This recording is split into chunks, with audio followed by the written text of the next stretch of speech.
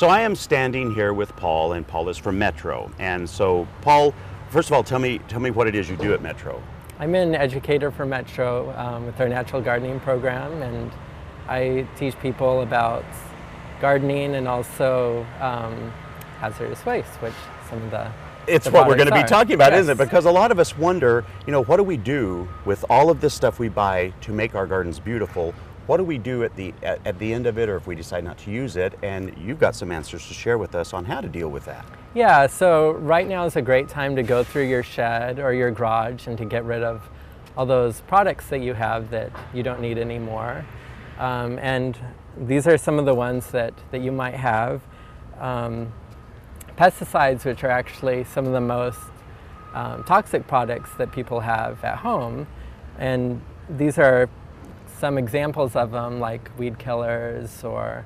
And so then I know that in my own garage, I do have collections. Sometimes it's because something new came out and I want to use that. Sometimes it's just because I forget where it's at, and so I get another one. And eventually they go, past their prime thing. So I want to get rid of them, but I want to get rid of them wisely. Yes. And so I try to always follow labels, but you guys have this place specifically set up to handle this kind of stuff, right?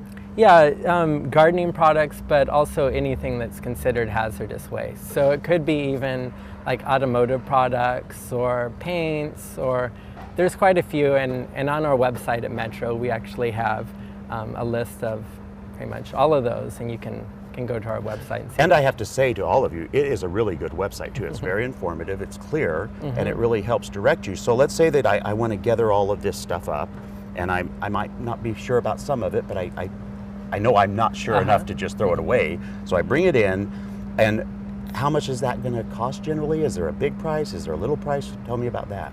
Well, first of all, you have to be in the area. And so for these two household hazardous waste sites, you need to be in the greater Portland area in Oregon, which is normally like Multnomah, Washington, and Clackamas County.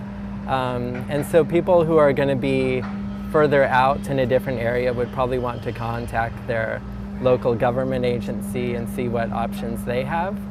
So Paul, those three counties are all considered part of Metro, but you also have two different locations within there, right? We do. We have one in Oregon City, which is called Metro South, and then we also have the one here that we're at right now, which is Metro Central, and this is in Northwest Portland.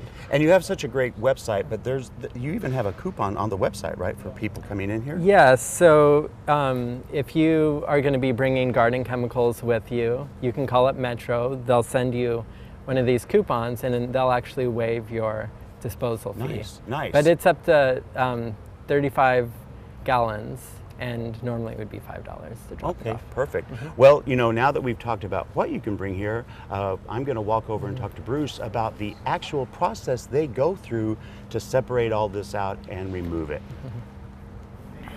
Okay, so now I've taken a few steps over here. This is where the cars actually pull up with the stuff that they're going to give here to recycle, and I'm with Bruce. And Bruce, just take us through the specific steps, basically, of what we do when we pull up here.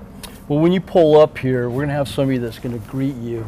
At that time, they're going to ask you specific questions about maybe what it is that you've brought us, and that's going to help us identify what's in the box.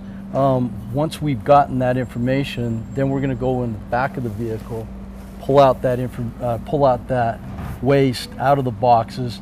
Hopefully, you're going to have it organized into single layers, nice boxes that we can handle, because we're going to take those items out of each box one by one, just in case there's something in there that shouldn't be in there that we need to think about or handle in a different way. And you have that on the website, because there is specific things that you guys require to bring this stuff in, and one of them is you don't just pile it all in the back on top of each other. No, and you don't put it in big black bags either, which people will do, and it makes a really bad mess.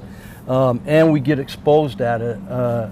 We get exposed with those items. So no, it's best to put it in a box. If you smell something, contain it, put it in a plastic bag or a bucket with a lid. And we don't have to, we meaning the clients, we can come here, but we don't get out of the car and look. You guys are you're ready for this. Yeah, we're gonna deal with we're the professionals. Once you come here, we're gonna take care of you, and we're going to make it a nice, simple, pleasurable trip and a friendly one at that.